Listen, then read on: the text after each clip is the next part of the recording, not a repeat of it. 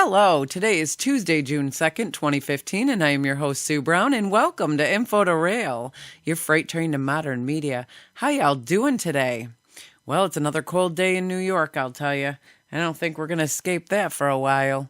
We're going to be up in the 80s and 90s and right back down in the 50s. What a crazy weather pattern we have here. I want to welcome you all to our show, and we have a great show for you today. We are very fortunate to have former CNN Science Features news producer Marshall Masters with us today. First, we're going to take a little glimpse into the missing persons files. We have 2 men missing after attending Rocklahoma in Pryor, Oklahoma on Friday, May 22nd, 2015. We have Cody Patrick and Ben Baber, both 20 years old, left Walmart in Okmulgee, Oklahoma, Friday afternoon. Rocklahoma officials confirmed Patrick's ticket was scanned Friday evening at the gate. Neither Patrick nor Baber showed up for work in the days since. Patrick's phone was pinged around 3 a.m. Sunday at Walmart in Pryor. The vehicle Patrick and Baber were traveling in, Baber's silver 2005 Pontiac, Montana van with Muskogee Creek Nation tag B8E23 is also missing. On the back window of the van, there's a sticker of a stick figure family, and then there is a sticker of Savoy Leather Company. One taillight on the van is damaged, but still works. Patrick is 5'7", and he weighs 150 pounds, with brown eyes and black hair. He was last seen wearing a gray ball cap, black shirt, and Avatar-style sunglasses. He walks with a limp due to cerebral palsy and has a speech impediment. Baber is 6 foot tall, 320 pounds, with blue eyes and blonde hair. He was last seen wearing an orange shirt and black pants. Anyone with any information on their location, please contact the Okmulgee County Sheriff's Office at 918-756-4311 or call your local 911. Our next one is Caleb Diehl, Diehl, age 18, was last seen in Nocona, Texas on March 30th, 2015. Foul play is suspected in this case. He lives in Grapevine, Texas, but was visiting his hometown of Nocona when he disappeared. He borrowed a truck on that Monday afternoon to do some work, and that's the last he was heard from. The truck, however, turned back up on Wednesday, but he did not. Authorities do not know how the truck got back into its owner. His cell phone has not been used since March 30th. He is 6 foot 2 inches tall, weighs 145 pounds, has blonde hair and blue eyes. Anyone with any information on his location, please call the Nocona Police Department at 940-825-3281 or call your local 911. A reward is being offered for information leading to his whereabouts. I can't tell you enough each and every time I do an interview how important it is to get these missing people out there. Unfortunately, as I go through the site to bring you more missing people, I'm seeing a lot of cases that the updates are not very good. And most of these are little babies and little kids. And, you know, it destroys my heart. So much of them are sad updates of finding their dead bodies. And, you know, I want to send this prayer to God to protect our babies and protect our people and bring them home safely. You know, we need to watch out for our kids and each other so that we don't end up being a missing persons. But as long as we're aware of who is missing out there, you know, it's our job to look around and try to bring these people home safely.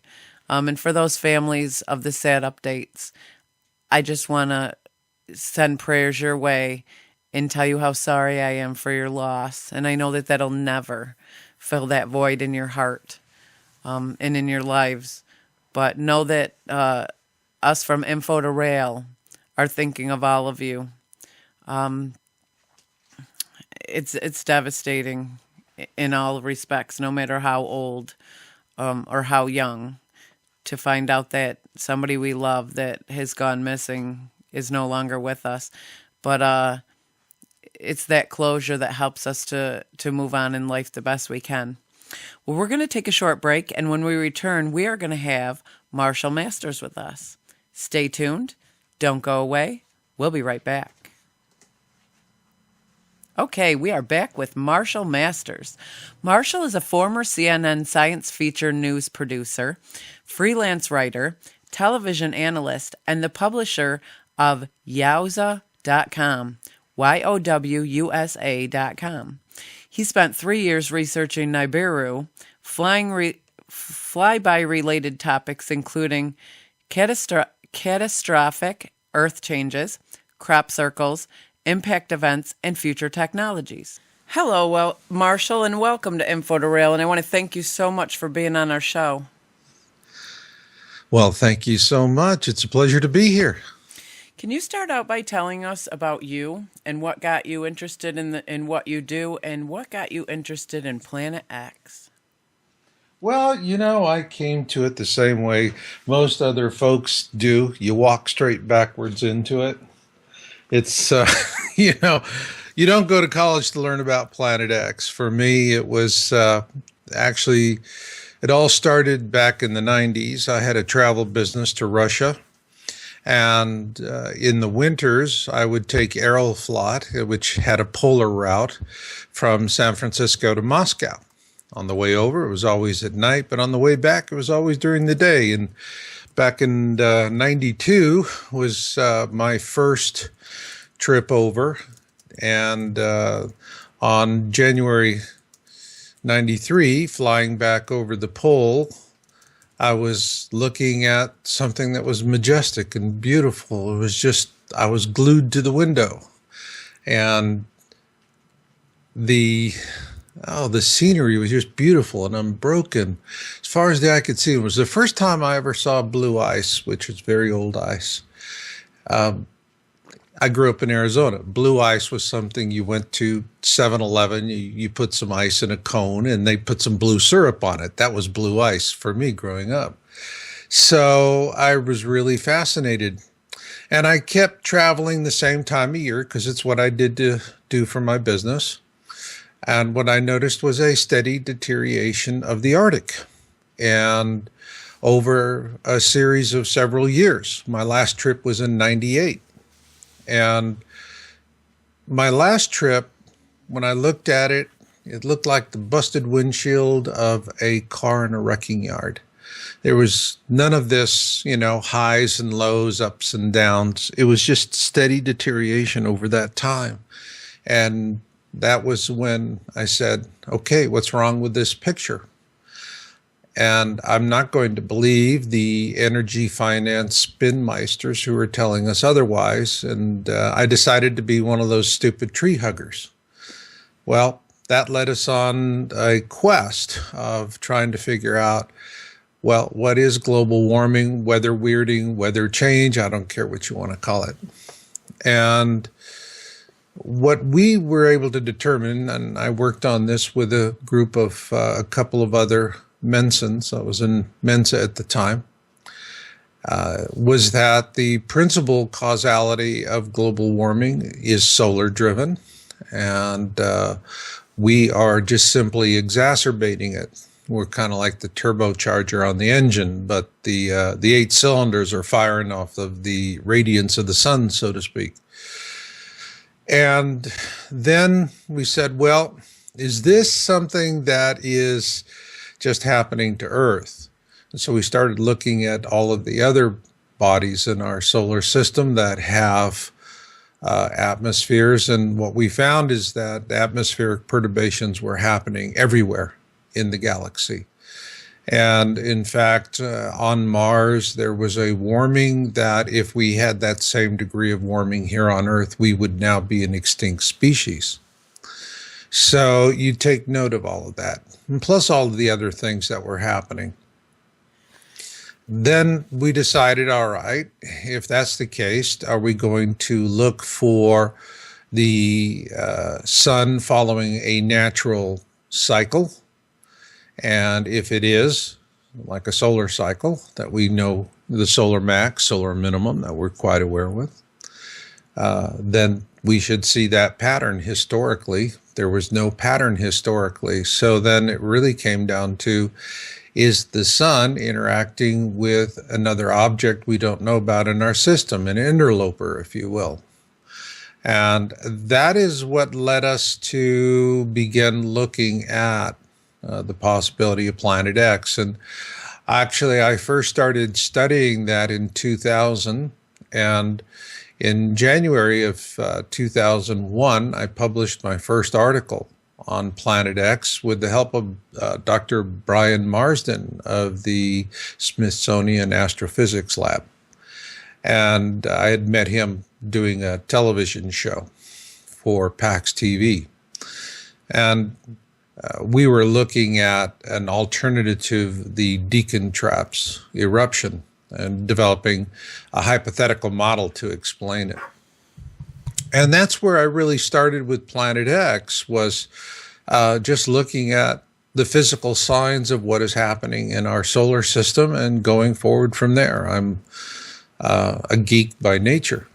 And so I worked in the computer industry. I'm retired from the computer industry for 23 years, and I was a systems analyst, senior technical writer. And so, you know, unraveling mysteries, so to speak, has always been something I do. I get attracted to that. And I'm just a curious fellow. That's what led me on the path to Planet X. Well, I think when this started coming out publicly, a lot of people were kind of curious about, you know, if this Planet X in fact was real. And throughout the, you know, research that everybody's doing, would this be what in the Bible was classified as the destroyer? Absolutely. As a matter of fact, the ancient Egyptians and the ancient Hebrews both called it the destroyer. I publish a book, the Colburn Bible, which is an ancient wisdom text, and it's a compilation of two other books, the bronze books of the Egyptian texts and the Celtic book of the Cole book. And both were, the first was written about the same time as the 5 books of Moses, which is the Torah, Tanakh, or what is called the first part of the Old Testament for Christians. And then the Celtic texts of the Cole book were initiated approximately about 40 years after the death of Yeshua. So they kind of parallel the Holy Bible. And interestingly enough, the ancient Egyptian account of what happened at the Red Sea, first off, the theory that it was marshes, no, absolutely not. The Egyptians say, no, it wasn't marshes. They were crossing a seabed. Actually, the Pharaoh of Exodus was leading the charge. He was up at the front. And they did reach the back of the host, which was a mixture of Hebrews and Egyptians. There was a good slaughter, and then the water came in, and that was the end of the Egyptian army. And according to the Egyptians, a new pharaoh took over. He was more sedate and studious. And because this was a global disaster, Exodus, the Bible paints it out as this thing about, you know, the story of a hard-hearted pharaoh. But actually, this was a global disaster because this was the last flyby of the Planet X system. And the accounts that they give of the destroyer, that the Egyptians give in the Colburn Bible, are just stunning. I mean, it's not airy-fairy folklore, you know, the princess shot the arrow in the sky and that kind of stuff. I mean, it reads like men on the street, news reports, interviews. Brilliant, brilliant work. They give us the harbinger signs of when it is supposed to return.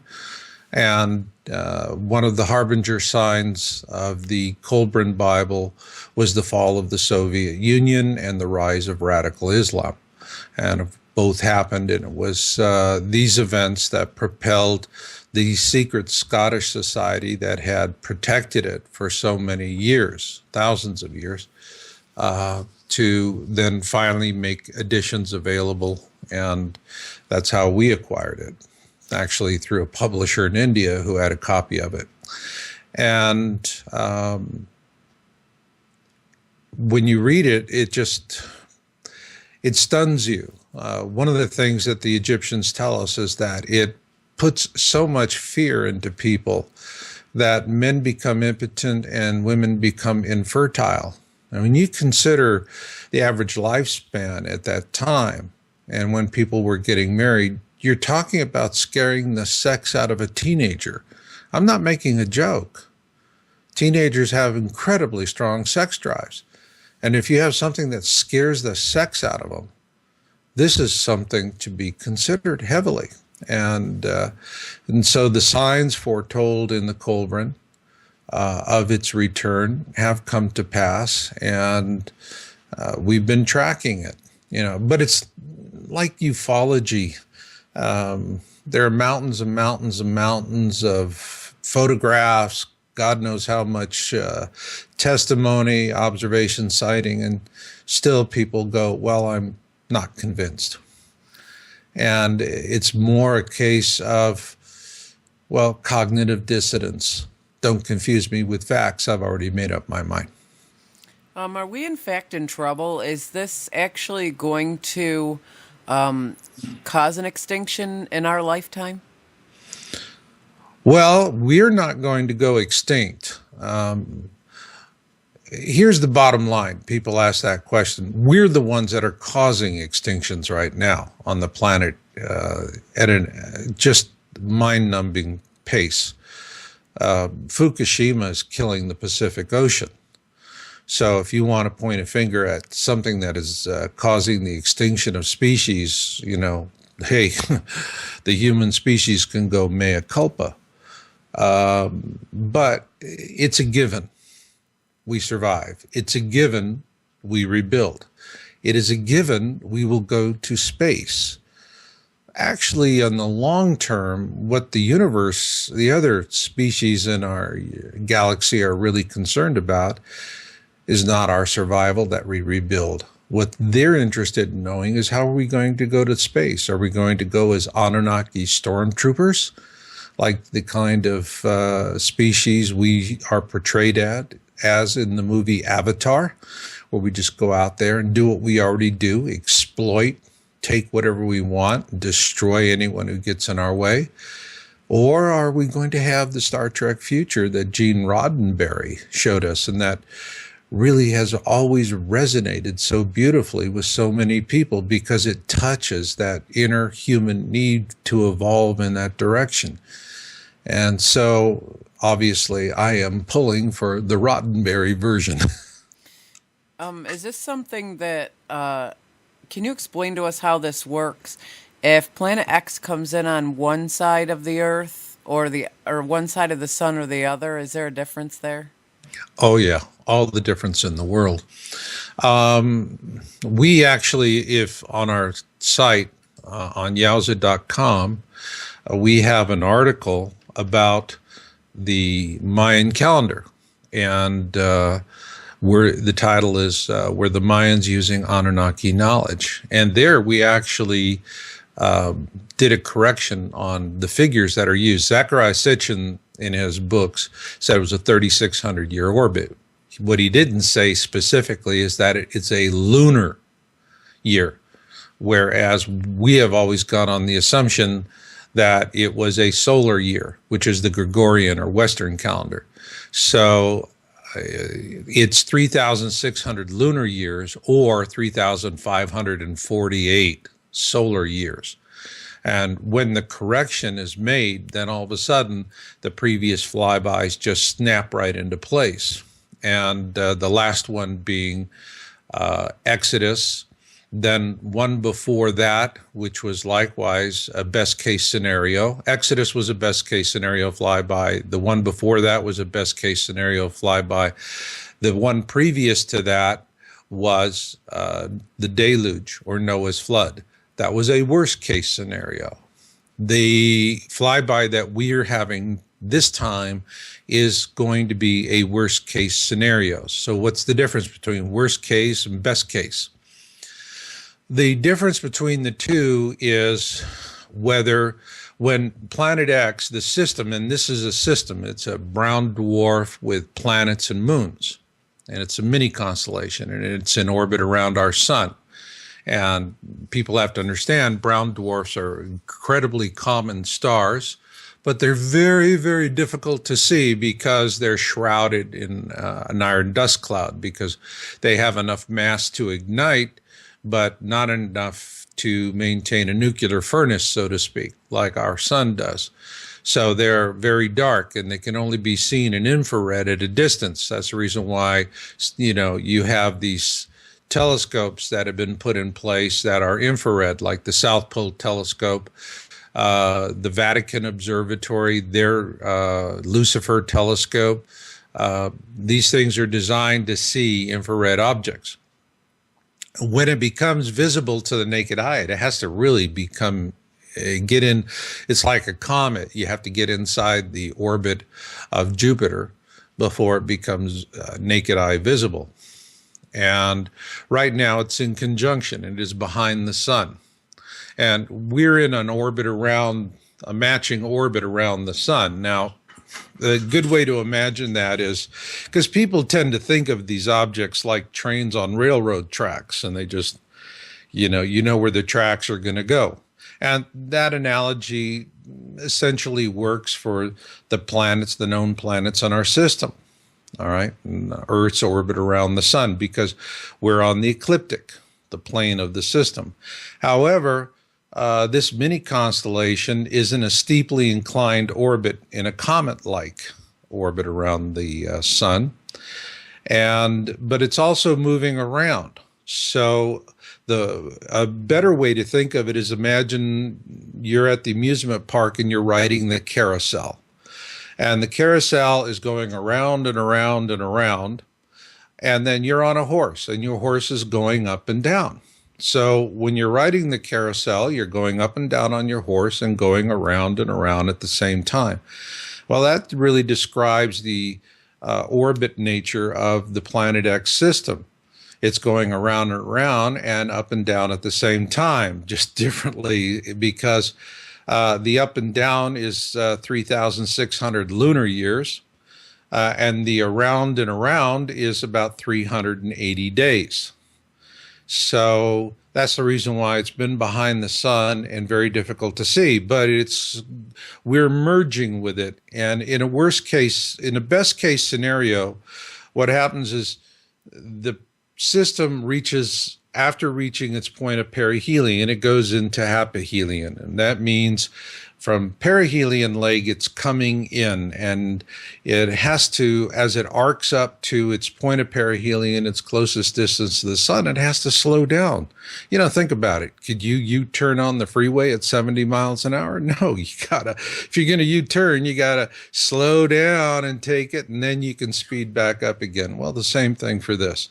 Now, once it reaches its point of perihelion, and we're all going to see it, we'll all be standing out on the street, pointing up, pooping our collective pants, but then it starts into its aphelion leg, where it's heading south back into the southern skies.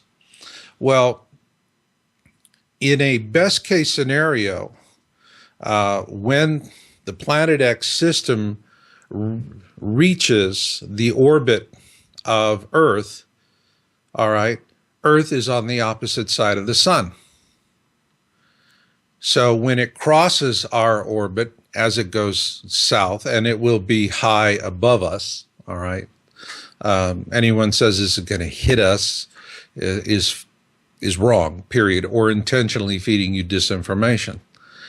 That is the best case scenario, is we're on the opposite side of the sun when Nemesis, the dark star at the core of the Planet X system, crosses Earth's orbit.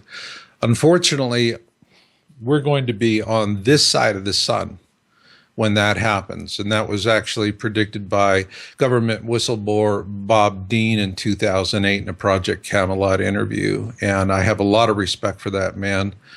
And he called it right. So we're going to have a worst case scenario. It's going to trigger a pole shift. So there's going to be a lot of suffering. There's going to be a lot of death. So basically, I guess my question is if it comes in on one side of the sun, does that mean that we're going to, are we going to have an ice age? And if it comes in on the other, are we going to fry? Is that how it works? No, if we're on the opposite side of the sun when it crosses our orbit on its aphelion leg, we have a best case scenario, which was the 10 plagues of Exodus. If it crosses our orbit while we are on the same side of the sun, then we have a worst case scenario. And the last time it was a worst case scenario was a deluge. This time it's forecast or predicted by the Mayans and other cultures. This is not going to be by ice. It's going to be by fire. We're going to get roasted with solar storms. And that's going to be a very unpleasant experience. So and also with the pole shift, we're going to have another deluge style event. Noah's flood was a pole shift event. All right. Because the oceans come out of their basins during a pole shift. And when you read the account of Sesuda and Hanok in the Colburn Bible, it gives a very similar account of the deluge, and except where, the ark is built on the side of a hill.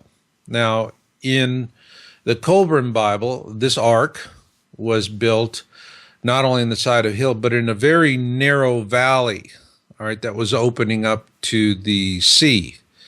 And so what would happen is that the water would slosh in, all right, during the pole shift and expend a lot of its energy just passing through this canyon. And then by the time the water reached the ark, it would be almost to its furthest extent, which means it would not be at a violent strength. It would just come underneath the keel of the ark, lift it up, and then take it out back to sea. And so that's the reason why in both the Torah and in the Colburn Bible, Noah built it up on the side of a mountain. And I think that this, clearly shows that in the Colburn Bible account, it seems pretty apparent that there was extraterrestrial intervention, that someone came and told them, here's where you locate it, knowing where the water would reach during the flood. And the flood is like a slosh. Imagine a milkmaid with a full pail of milk, and instead of walking carefully with it, she's just swinging it back and forth, and the milk is just sloshing out both sides of the bucket. Same difference. We look up in the sky now, and, I think a big question that everybody has is why we're seeing chemtrails strewn all over our skies. What is that all about? And what are they trying to protect us from? Or is it, in fact, something they're hurting us with? Well, they're definitely hurting us with. Chemtrails are it's geoengineering. And I see folks like Dane Wigington on Geoengineering Watch. And for those who want to follow up on it, I think he's the top man in the field right now. I can tell you when I started Yowza.com in 1999, I did so with the help of a retired intelligence officer. And at that time, we knew about chemtrail spraying. But he said, if you talk about it now, you're going to wind up in an unmarked grave. So I left the topic alone. I didn't see any point in putting my life at risk for people who wouldn't care anyway. And however, people are looking up at the skies and they see, and we use aluminum and other chemicals for geoengineering. They're moving the jet stream. And if you look at, for example, what is happening in California right now with the drought, which is really bad, and I knew this was coming. It was the reason why I moved out of Santa Cruz area, headed north, because between the drought and the radiation coming from Fukushima, the West Coast is a bone to be chewed.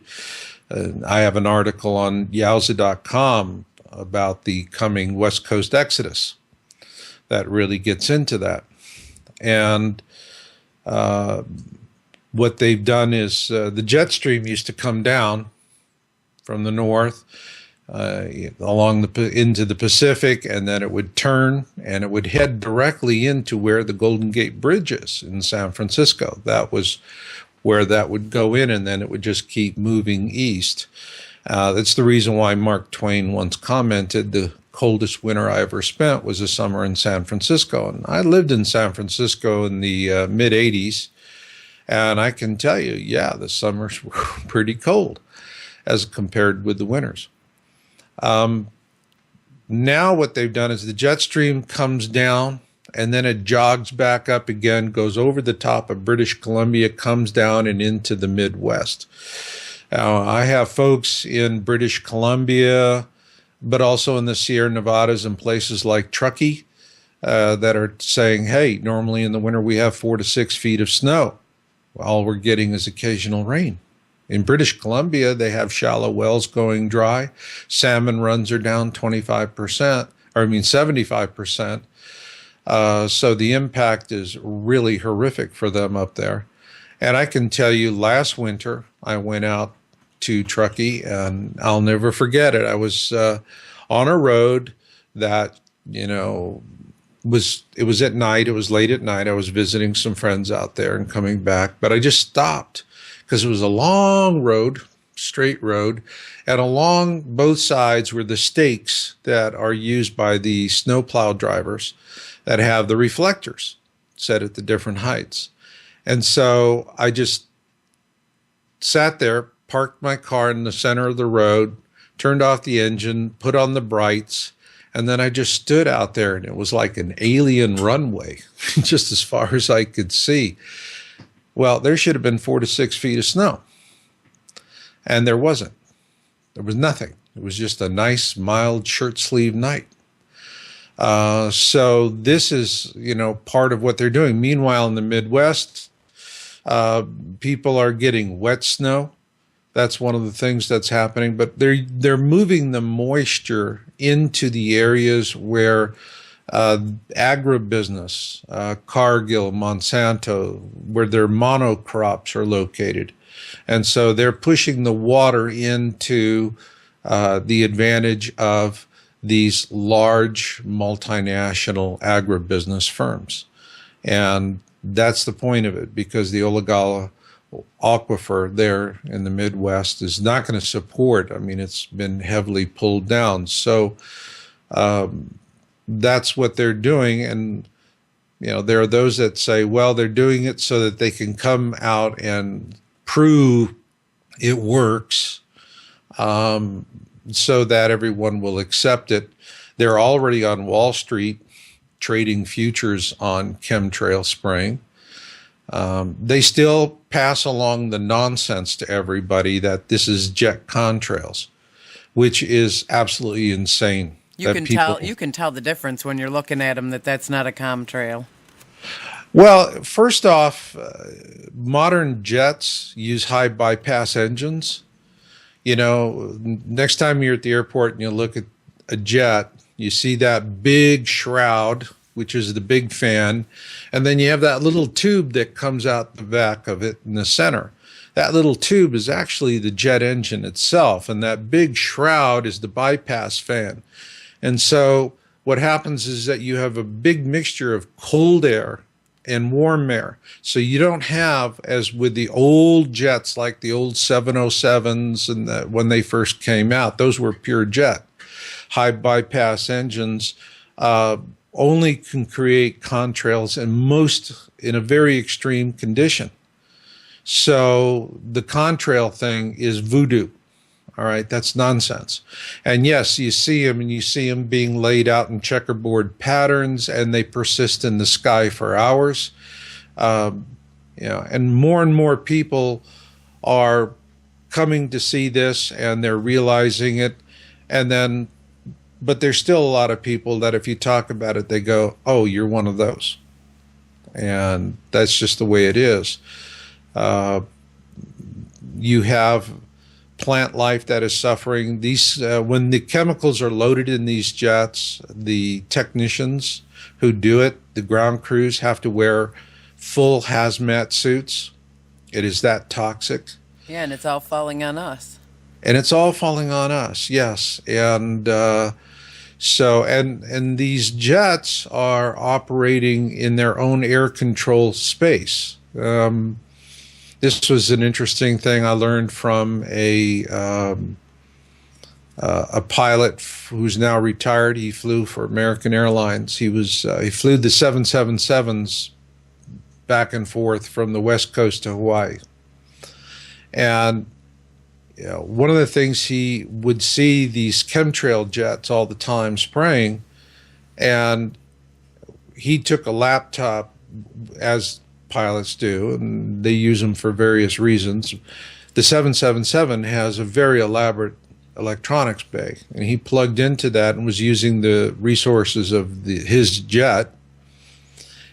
And you have air control layers. The top layer above commercial traffic is military. Then you have the commercial jets, and that's our air control system, the FAA, and then low to the ground. But sandwiched in between that, around 20,000 feet, is where these chemtrail jets are spraying. They are not on a military air control system nor FAA. They are on their own system.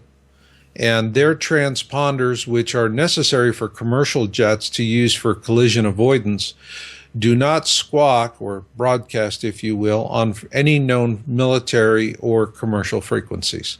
They are completely on their own system, and there's no way to trace them. You only have visual, you got to see them. That's it. So this is something that is huge. There's a tremendous amount of money going into it. They're moving the weather patterns. I would say, given that we are going to go into what we call a worst case scenario and a hot flyby, it could very well be what they're trying to do is trigger a mini ice age. That's speculation. And that would be why we're in June here, and in New York where I am, these nights are they're dipping down in the low 40s, and some days here we're not even getting out of the 50s, and that's not June weather for us. That's right. That's right. But on the other hand, it's why they're bone dry and they only have 12 months of water in California. And Jerry Brown was standing on where actually they do the snowpack measurements. And at that time of year, you have pictures of where they were doing in that exact area where they were doing the measurements that, people had to go in on snowshoes or skis. And he's standing on brown grass. So right now, California has 12 months of water officially, and they've started, implementing controls for the very first time in the history of the state. The pattern is not going to improve, which means once California is down to a 6-month supply of water, it's really going to really become intense over there. I mean, people are going to get $500 and $800 water bills because the ultimate rationing coupon is a dollar bill. And they're going to have to do that. We're also seeing water being a problem elsewhere. Just recently, there was an earthquake in the vicinity of Hoover Dam, and the level of the lake dropped several feet in one day. And it is such a concern right now, particularly for Las Vegas, that there is a third tunnel that is being drilled underneath the two tunnels that were created, the intake tunnels that were made when the Hoover Dam was first built. And it feeds water to the generators, and also it's used for directing water for other uses. And this third tunnel underneath there is basically a bottom feeder tunnel, so that there's going to be water available for Las Vegas. And when the other two tunnels that were created with the lake are exposed. And when you think about Las Vegas, it's a city that is built in a very hostile terrain. It's an artificial city that was created with water and with electricity, both of which are not there and had to be imported. And if those sources dry up, it's a problem. Same kind of thing for Los Angeles. Los Angeles imports water and it imports electricity. So if Hoover Dam shuts down, that is a major power generating source that's going to be lost. And that doesn't seem to be too far off. So that's, those are going to be pressing concerns for California. But then we just had a very large, I think an 8.5 off of the coast of Japan. There were buildings that collapsed. It caused a lot of damage. We're just one hairbreadth incident away from another Fukushima event. And at the Fukushima plant itself, in the spent fuel pool, if the rods touch and their boron sheathing has disappeared, it'll ignite a fire that cannot be extinguished. The core have gone through the floors. It's a China syndrome, and they're above, it's in the ground above an underground river that runs underneath the plant. And if there's something that would cause the scorium to fall through into that, then there could be an explosion, and then that could create another mess. When that happens, then there's going to be a lot of radiation coming from that side of the Pacific. It's going to be heading east towards the West Coast, and then we're going to see a huge migration off the West Coast. Do you think that this their spraying and such with these chemtrails is the reason for this big outbreak in cancers all over the place? Oh, man. It's one of all of the above. We have radiation. I think the spraying is causing it. I think GMO it's death food. Personally, I wonder if GMO isn't something that was intentionally created to ensure the maximum possible dieback of the human species in this coming tribulation, because particularly it causes inflammation in the body, and particularly the wheat that was given to us by the Romans, in which we were eating up until the 1950s, I believe, had 17 chromosomes. Now I think this Roundup Ready wheat that they're doing is about 43 chromosomes, combination of plant and animal. And so for the bodies, it's literally like, what planet did this food come from? It's very alien. It's the reason why we're seeing all of these new lower GI problems, irritable bowel syndrome, leaky gut, and so forth. We have all of this GMO that's in our diets. And it's the reason why people need to really get away from GMO. And I learned that the hard way by testing my own survival stores. And oh my God, it just, my health was devastated after 2 weeks of just living off of the food that I had. I was like most preppers, you just go get bang for the buck. And I wasn't really thinking about it, collecting this over the years. Well, your lower intestine, your lower GI, that's where 70 to 80% of your immune system is. And when you wreck that, you're going to have all kinds of problems. So you look at these, I see these prepper shows on History Channel. I see pictures of preppers. And, what do they do? I mean, it's bang for the buck stockpiles, all kinds of American brands loaded with processed food, GMO, sugar.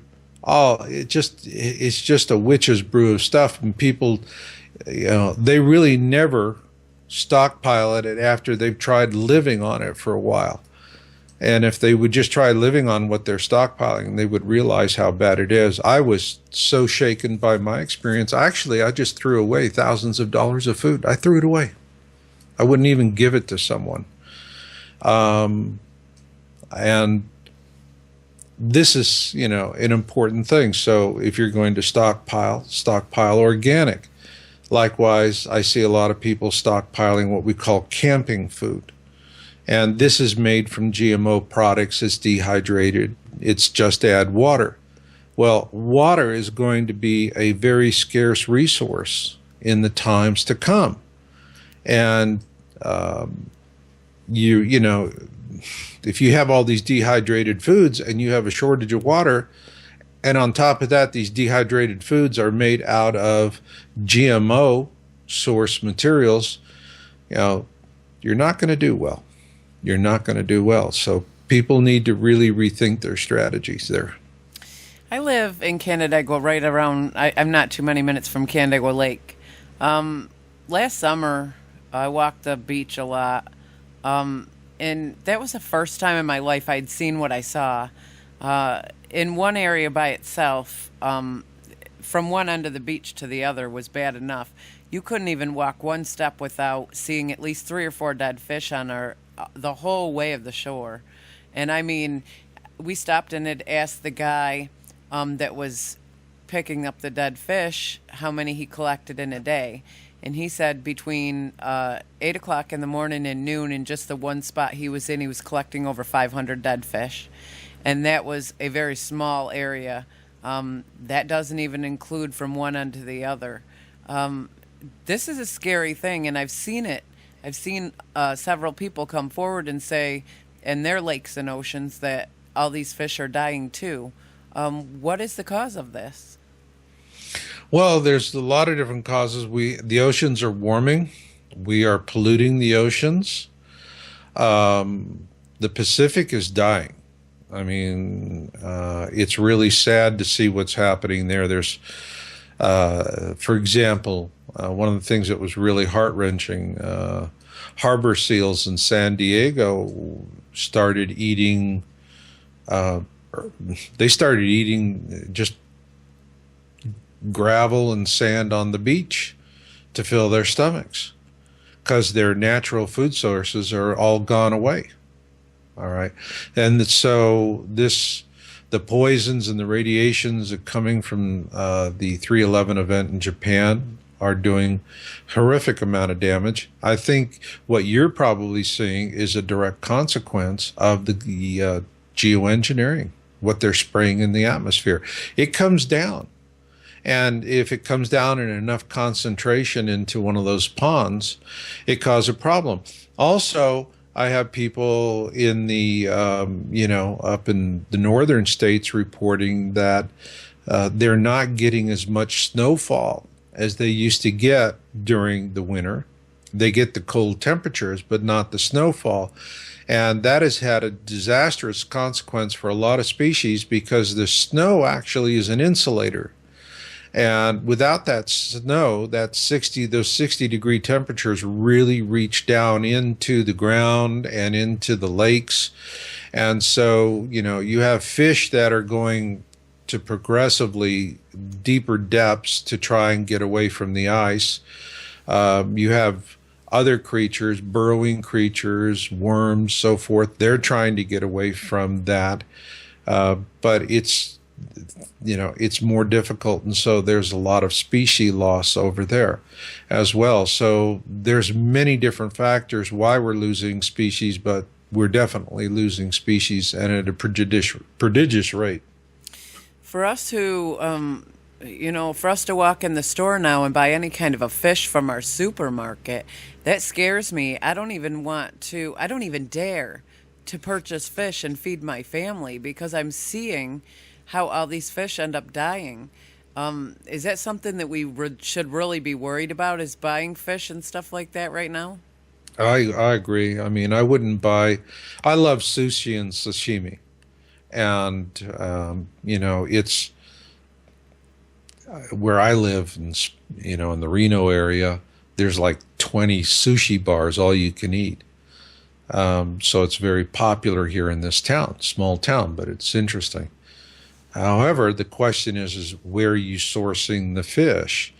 And also, we're importing a lot of this fish from places where it's very questionable practices, like tilapia from China and shrimp from Vietnam.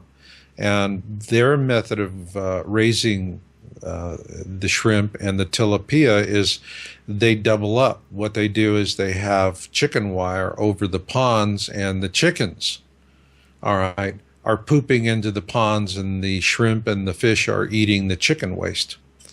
And that's one of the things that you're seeing being imported here. So you need to really, you need to be very, very careful. And I think, one of the things when I go to the supermarket, I'm looking for local grass-fed beef, all right? And I talk to the butchers, and, they understand what's going on. They know what this stuff is, and they don't like a lot of this factory food that we're getting because it's really got a lot of problems. And so they will, they'll tell you honestly in most cases. So, you have to decide what your health is worth. A lot of people don't associate their medical costs with their food costs. Well, Hippocrates, the father of Western medicine, said, I believe it was like, let medicine be thy food and food be thy medicine. Well, the thing is if you're eating things that are destroying your body and causing inflammatory diseases, they're cheap on the shelf. But when you go to see the doctor, now it's really expensive, especially with, the Affordable Care Act, which is a boon for the insurance companies because of these high deductibles. And so we really have to spend a lot more. If you really take a strategic view of your lifestyle and say there is no difference between my health care and my food care costs, it's all one budget bottom line, and you are shifting to organic foods, you are going to see a decline in your pharma costs, the number of prescriptions you have to take, how often you have to see doctors. You can actually start changing the balance, and at the end of the year, you're actually going to see a net advantage to you if you go to the organic food side of the matrix instead of keeping the two bifurcated, which is what our society has taught us to do. Well, food costs these days are outrageous anyway. I went shopping yesterday and it was one of those price shock things. I was ready to fall down. But Gonna get worse. well, I noticed that, and it's on the rise big time. But I noticed the better the food is for you, the more expensive it is. So Yes. if you want to buy organic, you have to pay double or triple what you're going to buy for the same thing that's just, no good for you. That's the scary thing. I mean, what can we do to you know, is there really anything we can do? Are the organic foods really any safer than these other food? Oh, I did it, and actually on my site, I did it. I published, "Are you stockpiling death food?" People should really read that. I can tell you the difference, for me, huge difference. I went to organic, and you can't always get organic everything, all right? But you try and do as best as you can. And particularly when it comes to protein sources, there you don't want to cut corners. You got to pay for the grass fed. You want to get cage free, antibiotic free chicken eggs. This is if you're going to be cheap there, you're going to pay for it with inflammatory diseases that are really expensive. All right, and again, you have to decide where you're going to balance your budget. And if you use organic, you're going to spend less money on pharma. And at the end of the year, it's less. The problem is when you're a consumer, you're looking at stuff on the shelf. You got one egg here, one egg there. This one's $1 a dozen, and that one's $3 a dozen. And it's like, we're price tag shoppers. We're not value shoppers. And you just have to overcome that. But getting the organic food, that's absolutely imperative. Another thing I did was I went on the Paleolithic diet. And that really has made a great difference for me. And the Paleolithic diet is just you eat like humanity has been eating for virtually most of its time on the surface of the planet. If you can't hunt it, fish it, pluck it, or gather it, you don't eat it. That's all. Well, that's a good thing. I mean, that's a good idea, except for right now, it's really hard to know that, if you're fishing and you're eating the fish you catch, to me, that's a dangerous thing after what I've seen. How do we know? I mean, if you're hunting it, how do we even know that anything we're hunting anymore is safe for us to eat? That's I think what's scaring me and a lot of people I've spoken to. We really don't even know what's healthy anymore. It's, all you really can do. There's, the first thing I tell people when I do survival relocation analysis webinars, and helping people to try and figure out where they can go within their budget that's going to be a lot more survivable than where they are. And what I keep telling folks is there is no perfect solution. All right. All you can do is better your odds. If you're looking for that magic fix, that magic whatever, you're not going to find it. It's always about improving your odds, putting yourself in a better situation. And the other thing is that even when you're in a better situation, you still don't know Mother Nature. You live in areas that are tornado prone. And I remember years ago in Texas, I was going up to visit some friends in Jacksonville, and on the way up, a tornado had hit just like an hour earlier. And I was driving through that area, and it was just devastating. You'd have one house, everything's perfectly there. The wind chimes are hanging, and the kids' bicycles are on the lawn. It looks like Ozzie and Harriet. The house next to them, leveled to the foundation. Across the street, everything's sucked out. All you see is the outer brick walls.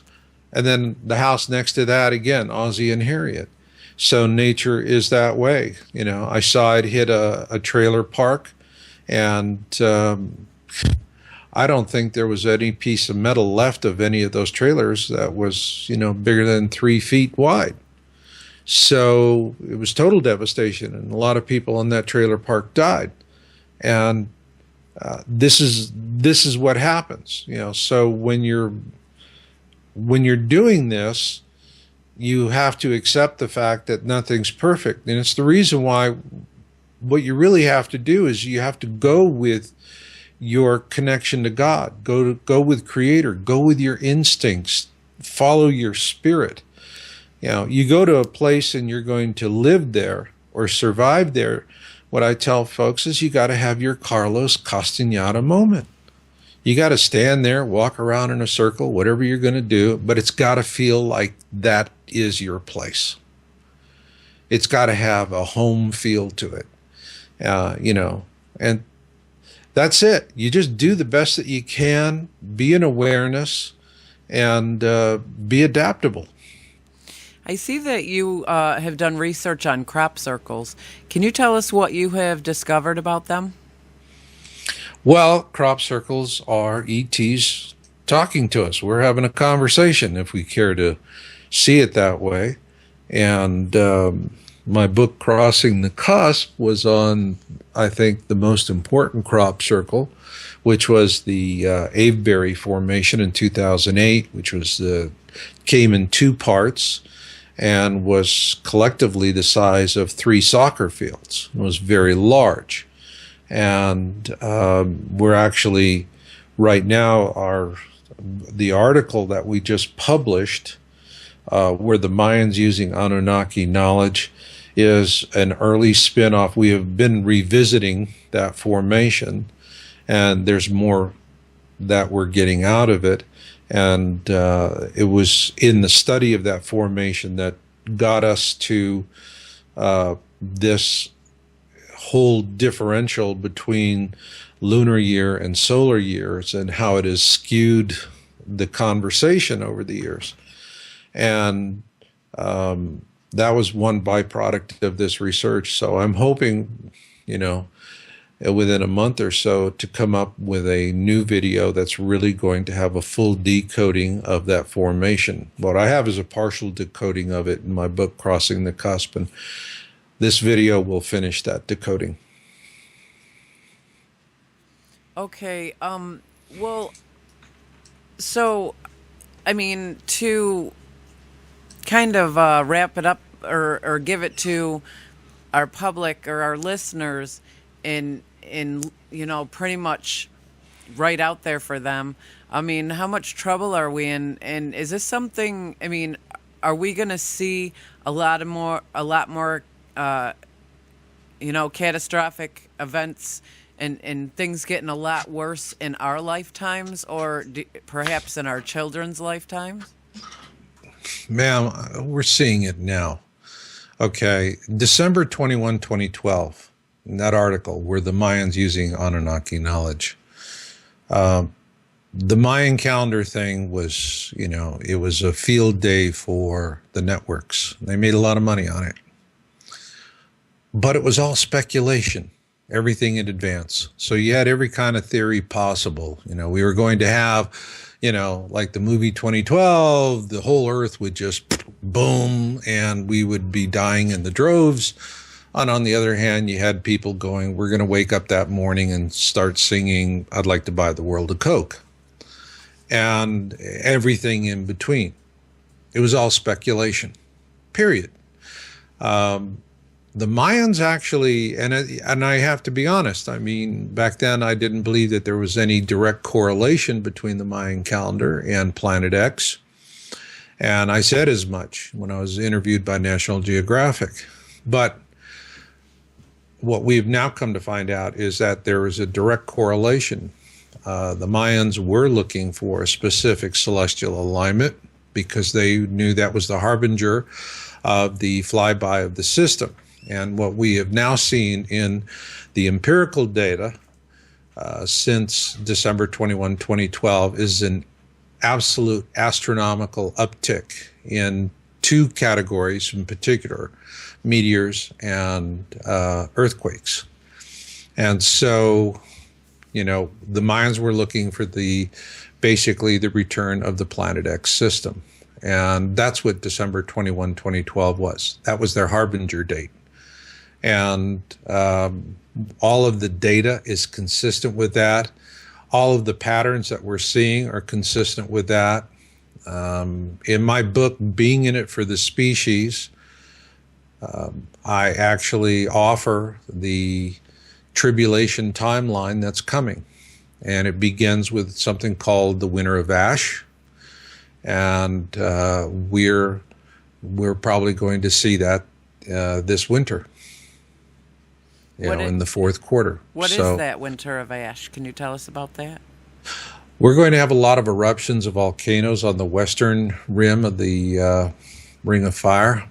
And this is going to not have massive loss of life, but it's going to have very profound impacts in terms of political strategies and on the economies of the world, because it's going to shut down air traffic. So you have just-in-time manufacturing that's going to be impacted worldwide. If you remember back to 3/11, Japan had to shut down factories, and that caused other factories all around the world to be idled. And so there was a direct impact. And this would be on a much larger scale. And also it would probably have a very catastrophic effect on our ability to project power in that region, because military strategy of the United States relies heavily on aircraft carriers and land-based bombers, which do not thrive well in skies that are loaded with volcanic ash. However, the Chinese and the Russians have a strategy that relies more on submarines and missile cruisers, which can operate in those environments very easily. So we're going to see major radical changes. There's a lot of food that's being imported into the United States from South America and other places. That is then going to start going to that region of the world, because the ash is going to destroy their farmlands, and they're going to be willing to pay more for that food because they're going to be hungry. And what we're going to see is high prices and some bare shelves here in the United States. That's a scary thing, but I see exactly what you're saying. Have we already started our pole shifts? Is that why we are getting where I'm at? It's very rare, and almost never happens that we ever get any kind of tornado activity.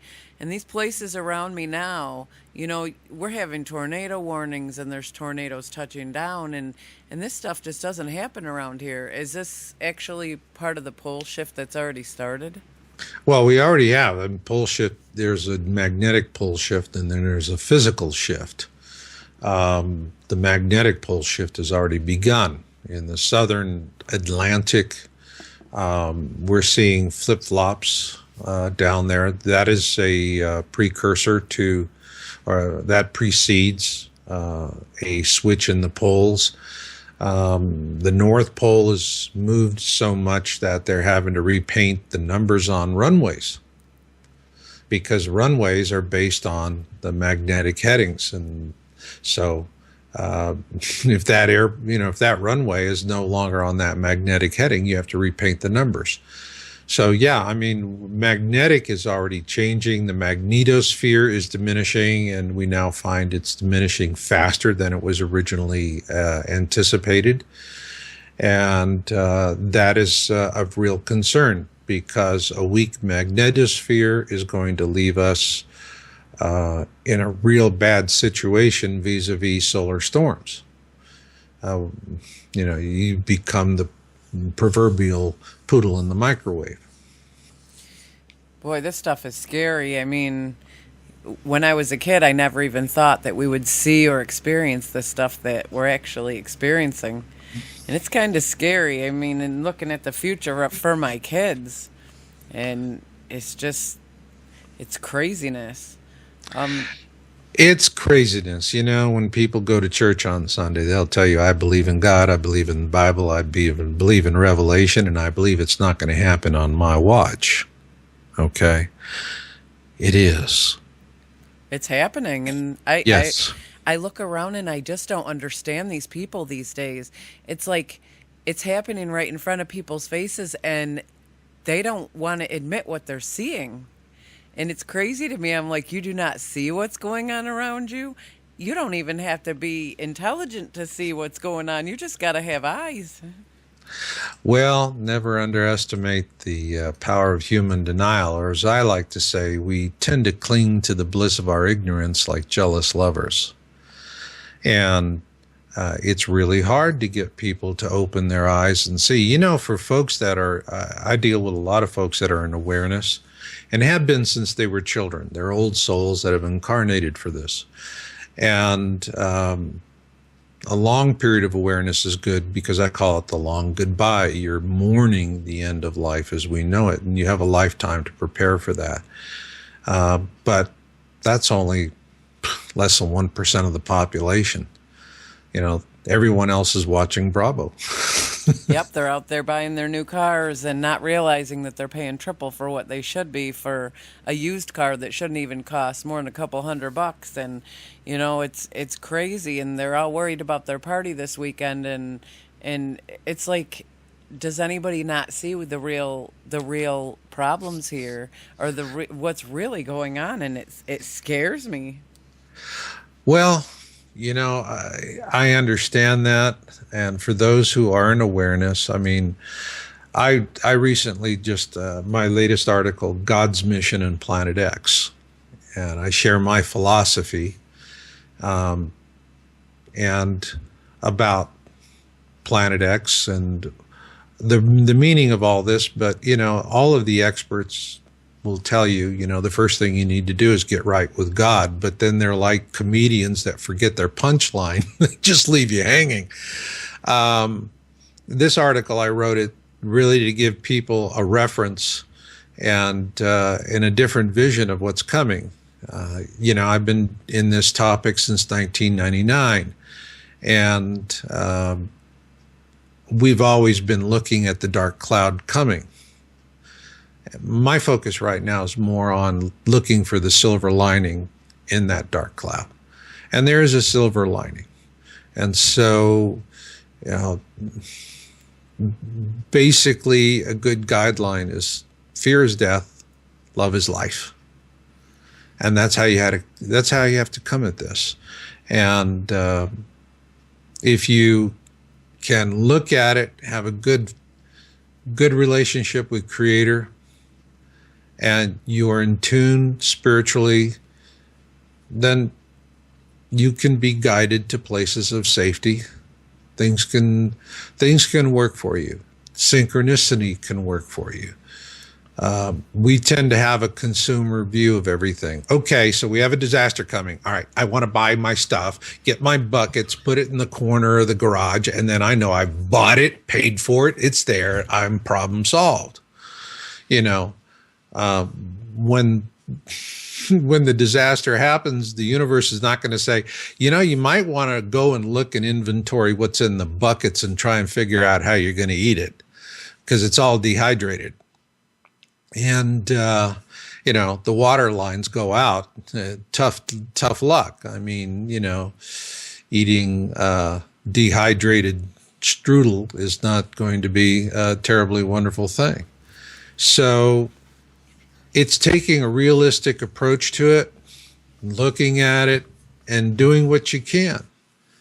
But there is, you know, I see the opportunity side of this. In chaos is opportunity. And one of the things I point out in my article, God's Mission in Planet X, is that during the Exodus, Moses, a prince of Egypt, knew that the destroyer was coming and that it would present him with an opportunity to do what he did. And so, I mean, the rest is, you know, allegorical. But if you take the 10 plagues of Exodus and reorganize it scientifically, it clicks together like Legos. But in that instance, the opportunity, you know, in chaos was for the liberation of the Hebrews, to get them out of bondage. Well, this flyby, we could take that lesson of Exodus, which is remembered every year. Every Jewish family gets together and they celebrate Passover. And they celebrate that story of the Exodus and the freedom. Well, we could take it to the next level in this one. It could be the freedom of our species. because we are a slave species. We are in bondage. We are in shackles. It's just a gilded cage, but we are a slave species. And during this flyby, the shackles are going to be removed. And we're going to suffer mightily. Many of us are going to fall along the way. But for those who survive, there's going to come a point where they're going to have a choice, either self-sufficiency or accept bondage and put us back into slavery for countless generations to come. That, to me, is the crucial aspect of this on a species level. On a personal level, sorry about your IRA. It's going to happen. I know all this is coming. I just hope that people start to pay attention and realize what's coming. I just don't see that happening for everybody, but I'm hoping. You know, people will see it. Did you ever see the movie Melancholia? Nope, I haven't even heard of that one. You should really see it. There's a great scene in Melancholia where this man is, it's about a planet that's coming into the system and it crashes into Earth and destroys Earth. But this very wealthy man is sitting out there with this little stick and a wire frame and convincing his wife that the planet is becoming smaller and becoming less of a threat. And everyone else knows that's not the case, but the wife buys into it because that's really what she wants to know. And then what you learn later in the movie is the reason why the husband is doing it is because when the end comes, he wants to be in the arms of his mistress living in town, not with his family.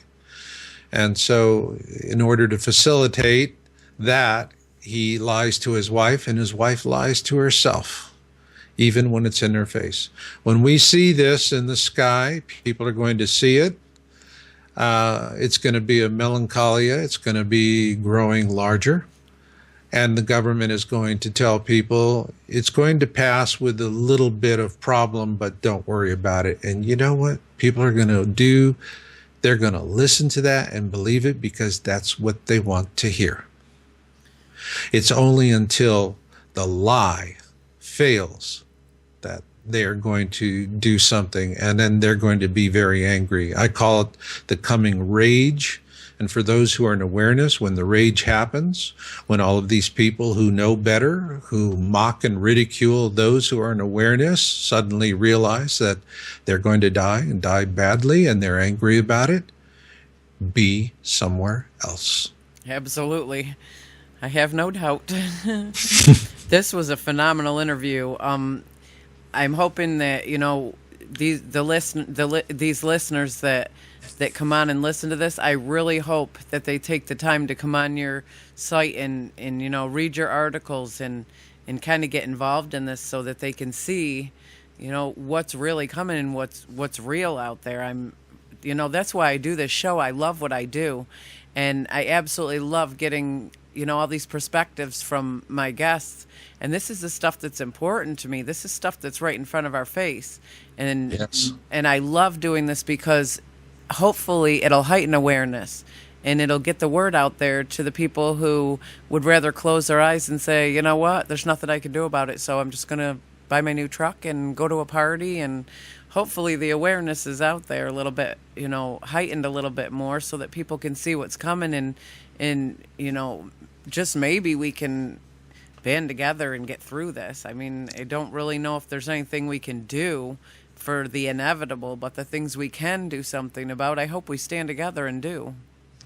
Well, I think a good goal, look, a lot of people are going to you look at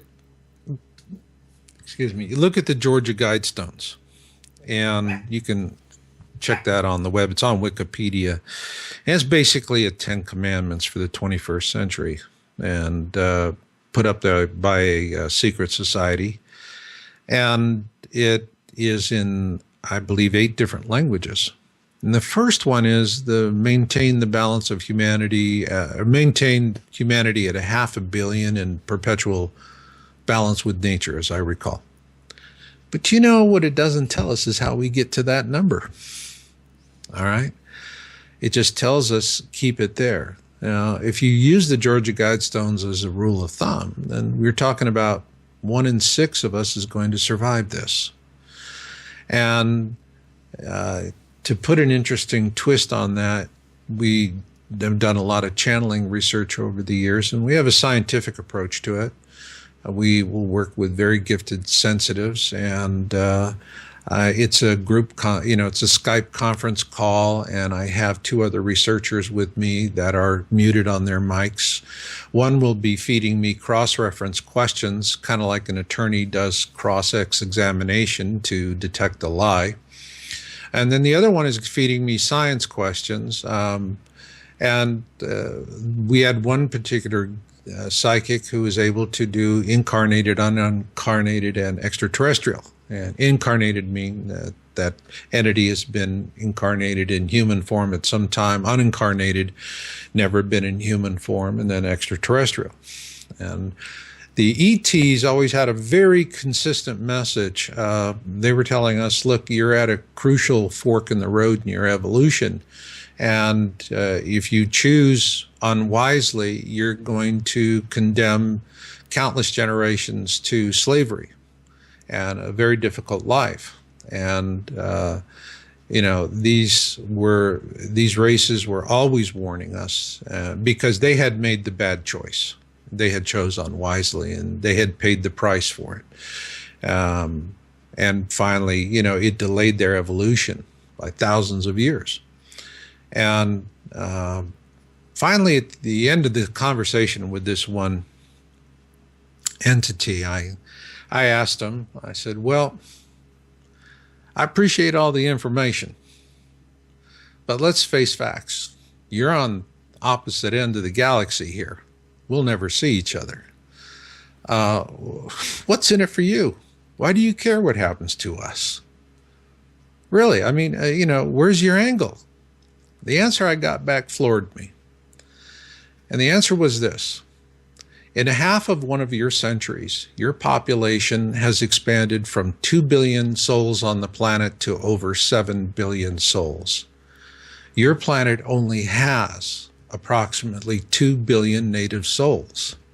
The other 5 billion have come from everywhere else in the galaxy. In other words, we're interested because you have our ancestors. I have no doubt.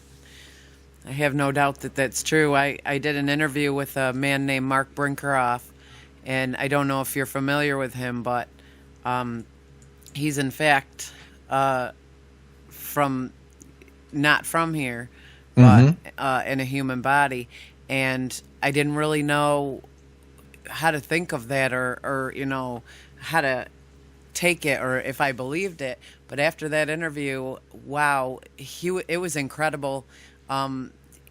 You knew after a few minutes of talking to him, you knew that he was the real deal, and it blew me away. I mean, this stuff, and you talk about aliens or ETs or anything with a lot of people, and they tell you you're crazy and that they're not out there, and this stuff doesn't exist. But I'll tell you, doing what I do, you learn quickly that this stuff is real, and it's, it really exists. And if people open their mind, it's amazing what you learn.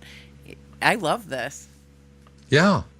And, the most important thing that you're doing, we try and say, let's, wake up as many people as possible. To be honest with you, I've given up on that. All right. I'm really focusing on the ones that get it and want to get through it. And the most important thing you can do with your radio program is to let them know they're not alone. Absolutely. I never used to be awake to any of this till I met a man 6 years ago that I was with for 6 years. And, I started to learn this stuff. The more he talked about it, the more I listened and the more I learned, and the more when somebody starts talking to you about this stuff, you start to see it. And now my eyes are wide open and I totally get this. And for me, I want to learn more. I want to learn as much as I possibly can about all of this. And to me, it's a fascinating.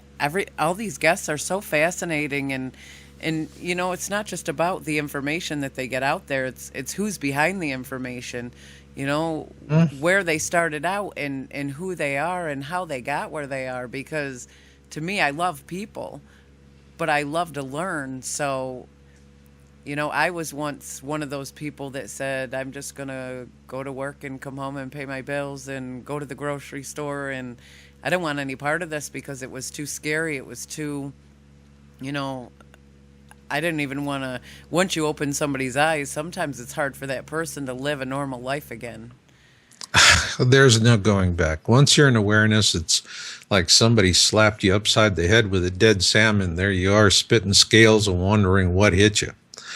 And there's no going back once the blinders are off. And then the most torturous part of it really can be is if your significant other, your spouse, is still in denial. And that just sets off real misery, because when that happens, your wedding vows go from, until death do we part, to until death wish do we part.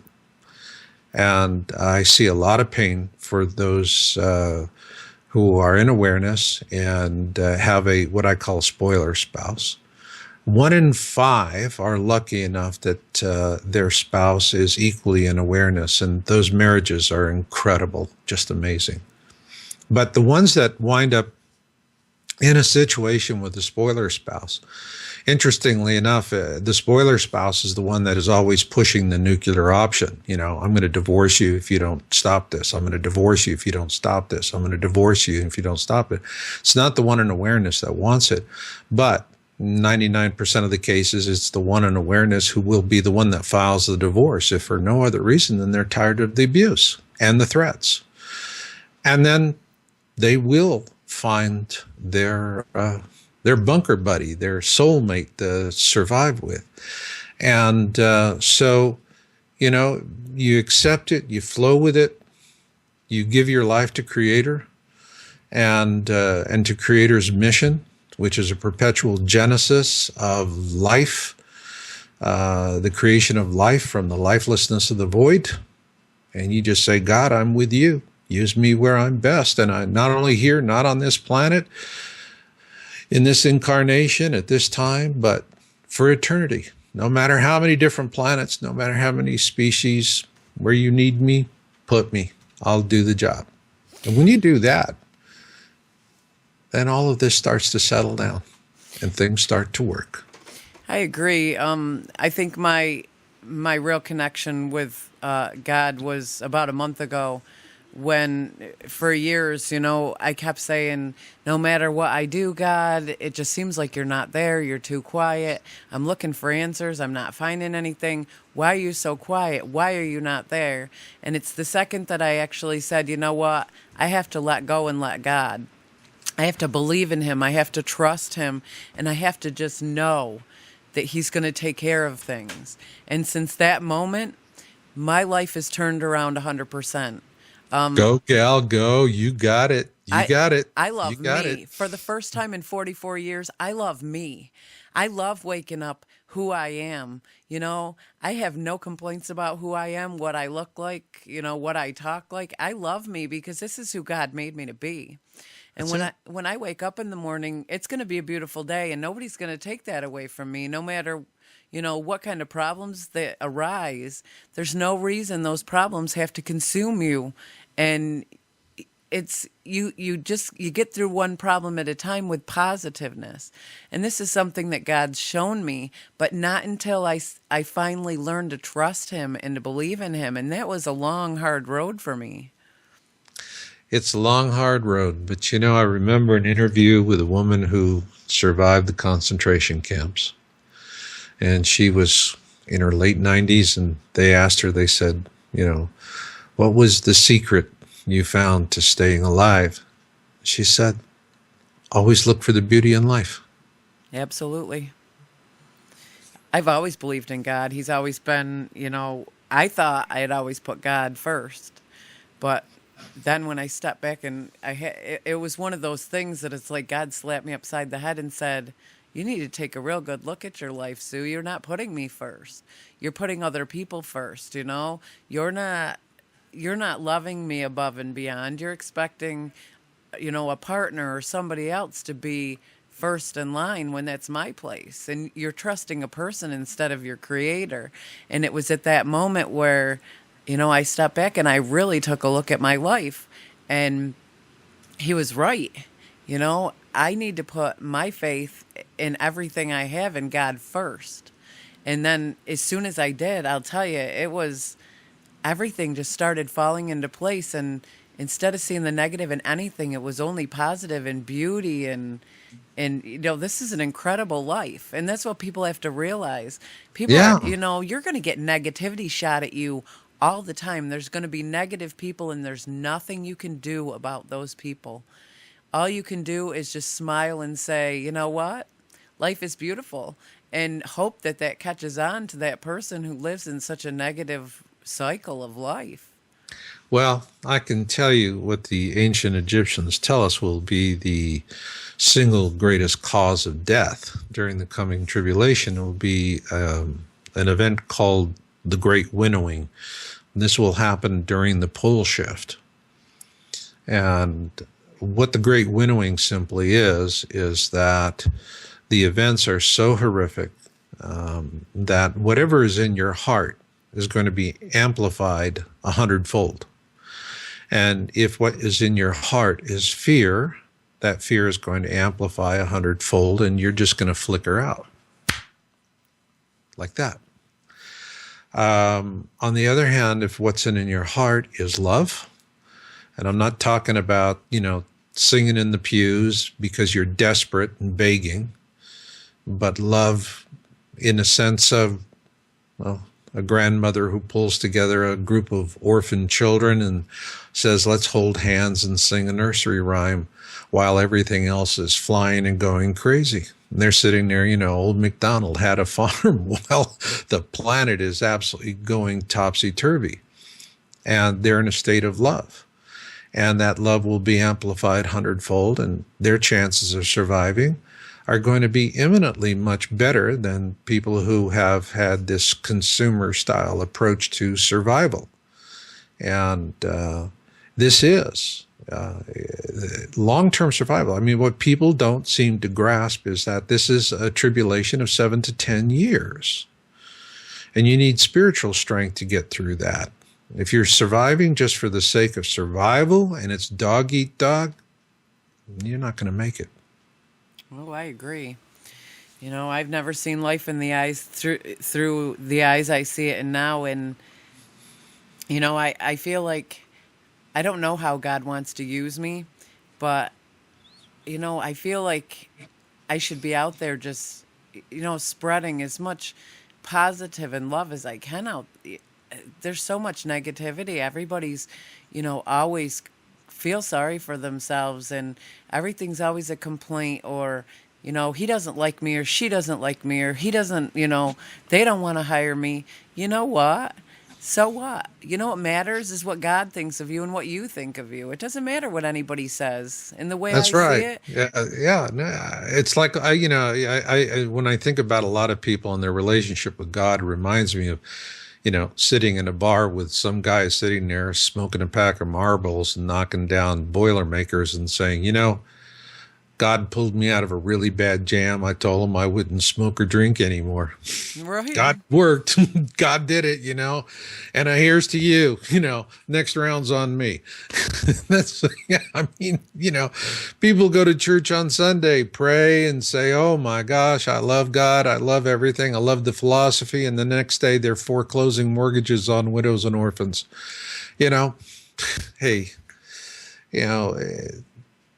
that's not, you can talk the talk all you want. It's when you actually live You got to it. walk the walk. That's right. And when you're living in it, there's no better reward than the reward you get from your maker. There you go. It Well, is. I'll tell you what, gal, you sound like somebody. If I had to hunker down in the bunker, you'd be a good bunker buddy. Well, thank you. I just, what? I've always seen things in a positive light, but I realize that when people are negative, we're all made of energy. So when you get around people that are negative all the time, that negativity starts to pull you down, and it starts to actually change your positive energy. And the more I'm around negativity, the more I know I have to pull myself out. And Absolutely. that's Your what I mantra did. has to be fear is death, love is life. Fear is death, love is life. Fear is death, love is life. Well, I learned that, and the more if I'm around negativity, I have to remove myself. Um, and for me, I'm a healer. I'm a helper, and I've always been that way. I want to heal everybody. I want to show everybody what love is like in this world and what it's like to see the beauty in everything. Even the worst person has something good about them. And that's how I've been my whole life. And the problem with that is sometimes that consumes me. And I realize that I have to back away to protect and keep the negative forces out of my life. And in that, I do feel guilty because I want to help. I want to heal. And sometimes there are just people out there you can't help and you can't heal. And I realize I have to leave that to God. Let me give you this thought, because you're trying to help everyone. All right. I remember, one time years ago, I had a software house in Texas, and I was talking with a man who was very wise in his years, and been there, seen it, done it, bought the T-shirts. And I said, I got these clients that are just complaining. They're always demanding time. They're always drama queens. And he said, you know what? 10% of your customers are going to be 10%, 100% of your problems, or 90% of your problems, excuse me. 10% of your customers, 90% of your problems. He said, if you eliminate those 10% of your customers, you stop doing business with them, the 90% who appreciate you are going to double your business, if for no other reason than you have time to give them. And Absolutely. That I makes did sense. that. That And makes he was sense. absolutely right. I increased my business and my stress levels really went down. So the point here is this is all about personal choice. You're not saving people. People have to save themselves. They have to make that decision what they're going to do. And it's about free will. And that's the whole point of us being here, is that to exercise our free will. It's not about good decisions or it's not about bad decisions. It's about making wise decisions or unwise decisions. But you have to be careful with whom you're going to survive with and who you're going to give your efforts to. Because a lot of people are going, lifeguards will tell you when someone is drowning and they're floundering around, if you swim up and get close to them, they'll latch on to you and they'll take you down with them. You wait for them to get a little, to swallow a little water, knock the wind out of them, and then you can grab them and drag them and bring them to the beach and resuscitate them. And so you just don't want to be out there in the water with people floundering and letting them get a hand on you. Okay? Absolutely. Oh, yes, that's very true. There you go. And so that's, the bottom line here is if our species is going to evolve and we're going to have a Star Trek future, it's not because there's 5 or 6 or 7 billion or 2 billion or any number of billion of people that are going to do something. It's because we're going to have 100 monkeys. All right? The old adage, you get 100 people that are doing it, and all of a sudden the idea goes viral. And that's all I'm doing right now. In my mind, I'm just looking for my 100 monkeys. Well, I'll The tell you, people that are going to make a difference. this was an absolutely phenomenal interview, and I learned a lot just from sitting and chatting with you. Um, that's my goal, is to learn, and hopefully we, like you said, the ones that are awake, and that's you're not going to wake up everybody, but the No. ones that are awake, you know In the last month, and it doesn't seem like a long time to anybody else, but for me it was a lifetime of waking up and seeing this world in a whole new light. And when you start to remove the negative people and the negative influences around you, you start to realize just how beautiful what you're missing. This is Yeah. beautiful. You know, there can be anything going on around you, but when you give it to God and you trust Him and He is your foundation of everything, everything has its beauty and it shines. Yeah. Yeah. Absolutely. And I have really enjoyed this interview. You have a wonderful spirit, and in my mind, at the back end of this, what I call, every time I say goodbye, I always say I'll catch you on the backside. In other words, the backside is when we see blue skies, and once again, and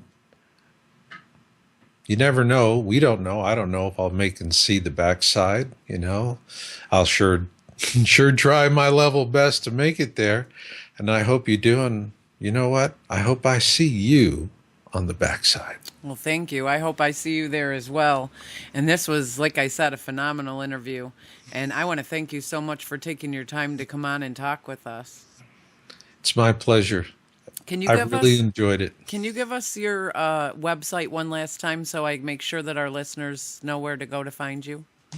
Yes, my main site is Your Own World USA, YOWUSA.com. And you can also get to it marshallmasters.com, and that's with 2 L's. So yowza.com, YOWUSA.com, or marshallmasters.com.